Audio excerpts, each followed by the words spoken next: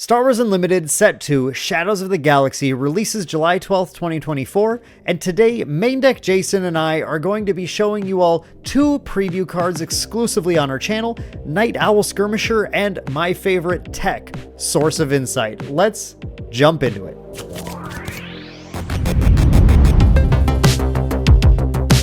What's up, Star Wars fans, and welcome to the Shadows of the Galaxy preview season. I'm Dan. And I'm Jason, and we've got previews. So that's a spoiler in itself, I guess. Spoiler alert, we have previews for you. It's the Galactic Ambition podcast boys bringing you a couple of preview cards that Fantasy Flight Games was kind enough to send to us. So huge shout out to Fantasy Flight Games for sending these. And Jason and I are going to just sit down. We're going to jump right into things and start talking about the two preview cards we have to show you guys today.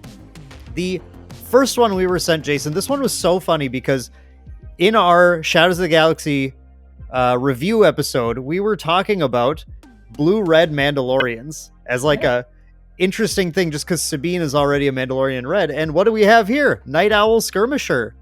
Nite Owl Skirmisher is a 3-cost aggression heroism 4/3 Mandalorian trooper with smuggle 5, and then that's still aggression and heroism. Jason, what do you think of our Nite Owl Skirmisher? I think they're listening to what we're talking about, and that's why they sent us these cards. Isn't that the joke usually? Whenever we say something, there's something in the walls. No, I think it's pretty sweet, right? Like, we're getting a pretty decent stat line for what we're paying. You know, we're a little under probably the curve a bit on toughness, but we're making up for that with the smuggle mechanic, I think. Definitely having that flexibility to kind of play it, you know, when it seems reasonable, when we hit that threshold, seems really good.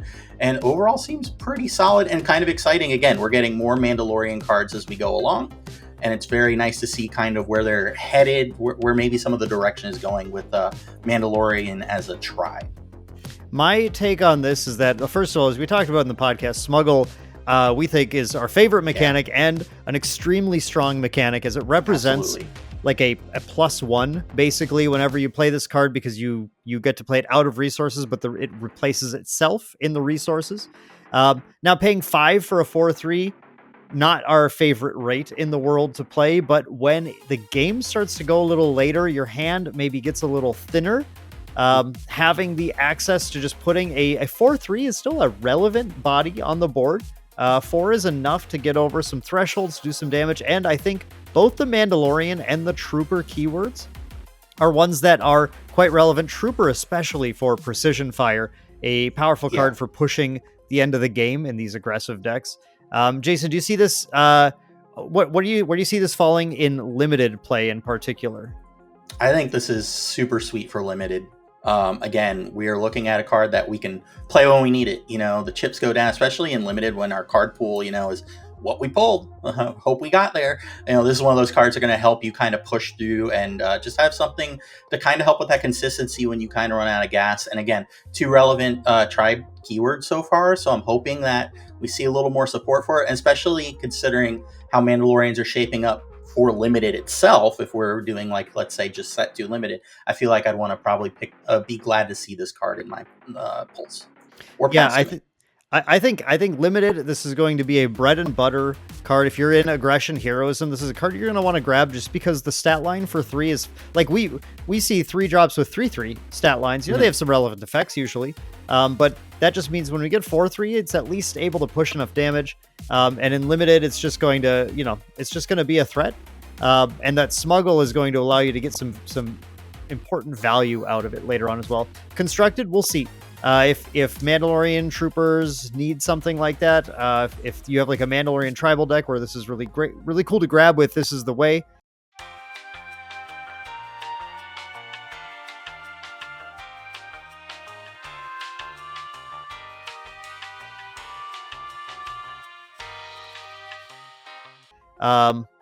Then that's awesome. But I think a lot of the play here is going to be in limited with this card for sure. Absolutely. Now let's move on to our more exciting preview here is going to be Tech, Source of Insight. And I was super excited about this because I am a massive Bad Batch fan. And Tech is just such a wonderful character from the series. This is a 3-cost heroism only 2/5 fringe clone with one of the coolest effects I think I've read in Star Wars Unlimited so far. Each friendly resource gains smuggle. The gained smuggle cost is that card's cost plus 2 and its aspect icons. And to top it all off, he has himself smuggle for 4 and heroism still. Jason, tell me what you thought of when you first saw this. So, we saw this card because, we kind of, we knew we were getting something. You sent this card to me. Where was I? Oh, I was at the shop and I had to stop what I was doing and go to my car because I wanted to talk about it. And I didn't want to have it, I was like, oh, this has got to be one of the coolest cards I think I've seen in this game. Because, you know how you and I are, and mostly the community at large is kind of going insane for smuggle. This just kind of warps the game in a way that I would hate for my opponent to have to deal with. That was the number one thing. It's like now everything I have in play, it could be a threat no matter what it is. And especially some of the cheekier plays that you and I kind of talked about when we were, kicking the bucket around for this card. I think that Tech is going to see so much play in such a very varied sense that I'm so excited to see what everyone comes up with. Kind of like some of the things you talked about that I'm sure you could share with the class. Yeah, so there's a few things that came to mind immediately with this. I think right away, some very impactful plays that I think a lot of people will relate to are just some of those sort of combat trick style cards. I think we talked a lot about cards like Surprise Strike. This is a card that you're going to sometimes put down in your resources early on in the game, and you get to the stage in the game when you will literally win the game if you can just draw a Surprise Strike. And Tech is a way to sort of allow yourself to have access to those cards that you thought you wouldn't need that game. And it almost, in a way, putting Tech down is like my hand size is suddenly plus whatever number of resources I have, which I think is really cool. And I think that, importantly, Tech doesn't need to be ready to use his effects. So you can get to the stage where you get to pretty late in the game, you got your 7, 8, 9 resources down. You can go, okay, well, I'm going to put down a Tech, and unless you deal with him this action, then I'm going to get to play anything out of my resources now. And it could be up to a 3, 4, 5 cost card that you're getting to play because the game's gone late enough. And that can be sort of the winning move. I think in those games, I think he's going to be a really stellar card. I think thematically, it means that you're always going to have this toolbox of tech, right? That you can sort of pull out and trick your opponent with. We talked about how I think this guy's effectively going to have Sentinel on him in a lot of situations. He's a magnet. You want this card off the board. And there's actually play, I was talking about, there's going to be games where maybe your resources are actually not relevant for the situation, but you play Tech and your opponent immediately has to go to this panic mode. I need to use this removal or run guys into this just to get this off the board, when you're reality kind of using it as bait, which I enjoy. And speaking of the Tech cards, it's so there's cards that are I want to say fringe playable, or that I play sometimes I wish I had in my deck game one in specific matchups, because oh, well, maybe I'll play against, especially the decks that are playing Lieutenant Chilton and stuff now. I was last week, I was mainboarding Power Failure, and I was man, this doesn't feel great. But with Tech, I could realistically mainboard that card and just play it when I'm ready to, and then not feel I'll have that extra card and able to play it later. Stuff like disabling Fang Fighter. And then really, I think if we're talking about homes, the immediate deck that I want to play with it is obviously Command. I think Tech in Command is going to be absolutely brutal with cards like Home 1 and, bringing that out of your discard pile. And that's a wonderful 2-for-1. And Command itself is going to be absolutely insane. Yeah, you have to keep in mind the plays here are really wild. I think Command itself, so doing a command early on, turn 4, you in a double command, you play Command, you deal damage to something, maybe deal with a threat, or maybe you just put experience counters on something, not a huge deal either way. And then you put Command in as a resource, that sort of expensive resupply route.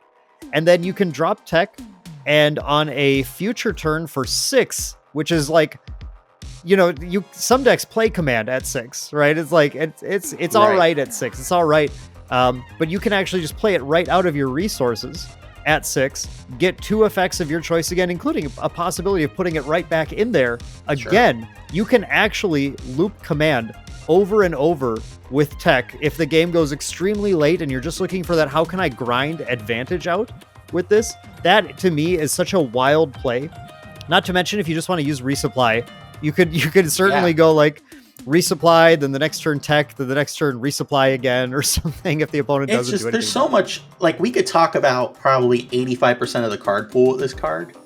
This video could be 2 hours long if we really wanted to kind of talk about everything that we could do with this card. But that's what's so exciting. Like we're very lucky to get this card because I know Dan and I have been geeking out over Smuggle in general, so it's kind of just fun to kick back and forth what we think we're going to do with this card, and hopefully what everyone's going to do with this card. Yeah, and I just want to mention really quick the fact that you can smuggle him already on card for just 4. It's only 1 more than his normal cost. I think that's going to be a pretty, like, I do not mind paying 4 for this, especially when it didn't cost me a card out of my hand. And then if the opponent has to deal with it, let's say they go, okay, he isn't takedown range, right? So they go, okay, take down your tech. Then you're like, okay, cool. I paid 0 cards for that, and I made you lose a takedown. How do you go wrong with that? Can't complain about that rate at all. So super exciting. Fringe and clone traits too. I think clone at some point, if not in this set, we're going to start seeing some, it could be Captain Rex, could be Hunter from the Bad Batch, could be some sort of like clone shenanigan tribal cards. So I think this is a card I can't wait to pick up. I'm going to be looking for hyperspace foils of this right away. I know I already was locked into building a Bad Batch deck for sure, but I saw this card and I'm like, I'm in the right camp right now. I cannot wait for this. Yeah, same. And for me, I'm wondering if this is going to be one of those cards that finally gets more of a concerted push to people to maybe look into more heroism decks. Maybe, especially with more leaders as we get. All right, we understand that, we kind of have the meta game for the most part is dominated by villainy, but maybe, maybe this is one of the cards to start kind of, okay, maybe we could look at some other decks and other leaders. Yeah, I'm excited. I think heroism can make a huge comeback with more cards like this. It's going to be a total blast. Shadows of the Galaxy releasing July of this year. You got to make sure you check it out at your local LGS. Go get your pre-orders in, guys. You saw how set 1 sold. Okay, it is time to pre-order Shadows of the Galaxy at your LGS right now, so you can get tech, so you can get your Mandalorian red cards all together. You do blue-red Mandalorians. Build a deck with those with our Nite Owl Skirmisher, and make sure to stay tuned. We are going to be covering a lot more Star Wars Unlimited content here. If this is your first time here, you just joined us to check out these previews. Thank you so much for watching this video. I hope you enjoyed our little glimpse of insight into what we think about these. We host the Galactic Ambition podcast, which we post every 2 weeks on this channel, as well as just weekly Star Wars Unlimited content in general. So we would love to have you here on Main Deck, joining us every week to check out what we think of stuff and join in our community on Discord. We actually just started our first Star Wars Unlimited League in our Discord as well. Link to that down in the description below. So thank you all so much for watching. Jason, any parting thoughts for our good friends? Let us know what you're going to do with tech so I could steal the ideas and do them myself. I'll give you credit, though. Give Jason some ideas in the comments down below for what you think you could best use tech for. And that is going to do it for this one. Thank you all for watching, and we will see you guys in the next one.